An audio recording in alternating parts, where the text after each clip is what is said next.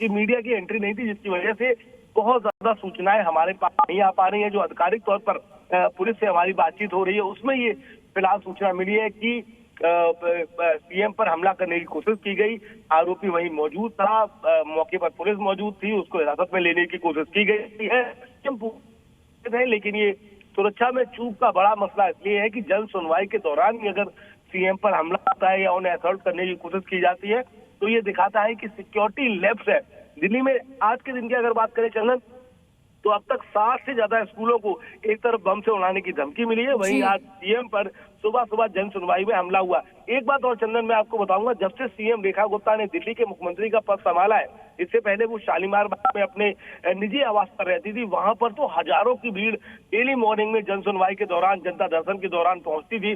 जब वहां पर व्यवस्थाएं कंट्रोल के बाहर हो गई, क्राउड इतना पहुंचने लगा, तो दिल्ली के सीएम ने अपने आधिकारिक आवास में मूव किया और यहाँ पर भी वो लगातार पब्लिक से मिलती हैं, हाथों से स्वयं लोगों की जो कागज हैं, जो दस्तावेज हैं वो लेती हैं, उनसे बातचीत करती हैं और सामने जो संबंधित अधिकारी खड़े होते हैं उन्हें दिशा निर्देश दिए जाते हैं कि आप इस समस्या को सुलझाएं।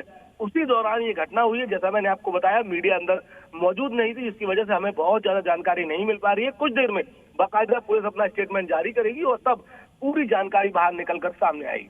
ठीक है शिवम, लौटेंगे आपके पास। एक बार फिर से दर्शकों को बता दें इस वक्त की सबसे बड़ी खबर, राजधानी दिल्ली की सीएम रेखा गुप्ता पर हमले की कोशिश की गई है, उनके ऊपर पत्थर मारा गया।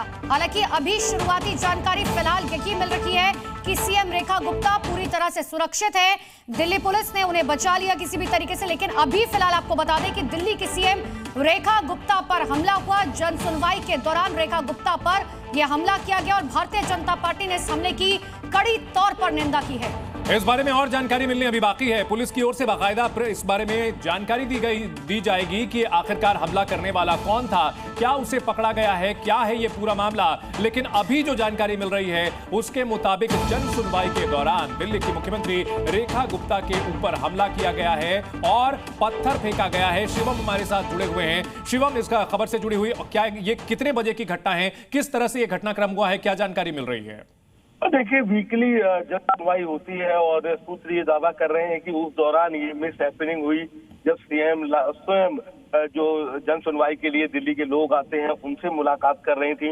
बाकायदा इससे पहले लगभग 1.5 महीने पहले या 2 महीने पहले सीएम को जान से मारने की धमकी मिल चुकी है। उस वक्त भी पुलिस ने पूरे मामले की जांच की थी, उन्हें सिक्योरिटी कवर गृह मंत्रालय की तरफ से मुहैया कराया गया था और उसके बाद से लगातार सीएम जहां भी जाती हैं, चूंकि सीएम रेखा गुप्ता के साथ अगर आप कल के विजुअल भी देखें, यमुना बाजार में थी, तो आम लोगों से डायरेक्ट मुलाकात करते हैं, सीधा उनके पास जाती हैं, सिक्योरिटी को थोड़ा सा अवॉइड करती हैं, क्योंकि सीएम ये कहती रही कि मेरी कोशिश है कि दिल्ली वासियों से मेरी 1-to-1 फेस टू फेस मुलाकात हो।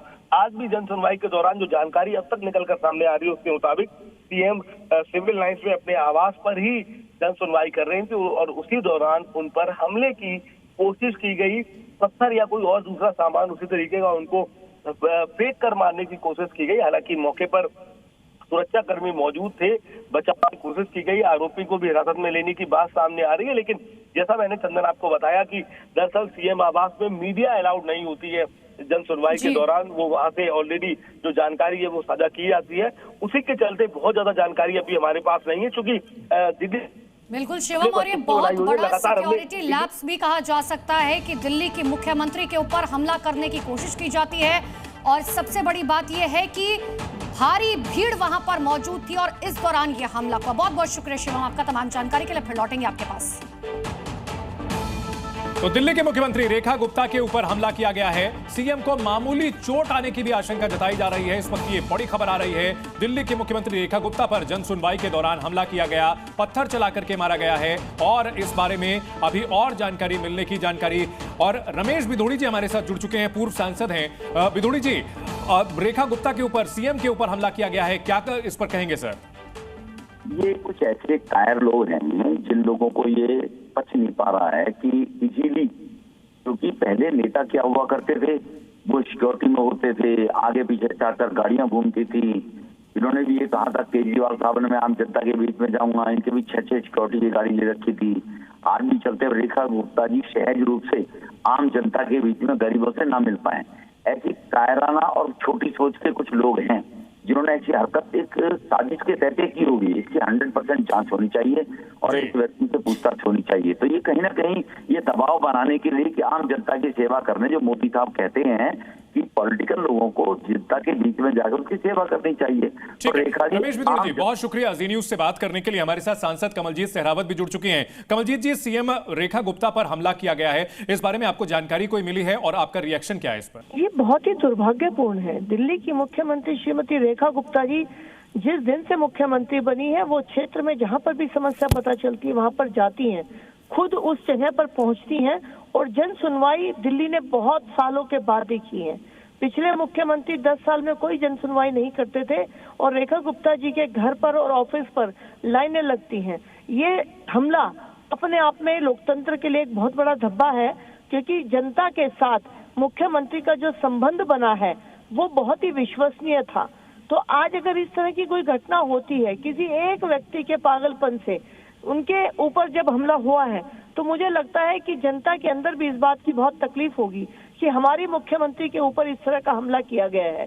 पिछले 10 सालों में मुख्यमंत्री को इस तरह जन सुनवाई करते हुए दिल्ली की जनता ने नहीं देखा था और ये हमला बहुत ही दुर्भाग्यपूर्ण है। हम इसकी कड़ी निंदा करते हैं और इसके पीछे जो भी साजिश है उसका जल्द पता करके सजा मिलनी चाहिए, ताकि जनता को इस बात का विश्वास रहे कि मुख्यमंत्री हमारे बीच में है तो वो सुरक्षित है। जी कमलजीत जी, लेकिन दिल्ली पुलिस की कहीं कहीं न कहीं बड़ी लापरवाही जरूर नजर आती है। एक सीएम की सुरक्षा में इतनी बड़ी चूक होती है? देखिए, जब तक मामले का पूरा पता नहीं चलता मैं इससे आगे नहीं कमेंट करना चाहूंगी, क्योंकि जन सुनवाई में जब हम होते हैं तो कई बार जनता हमारे इतने नजदीक होती है और हमें भी जनता के ऊपर विश्वास होता है।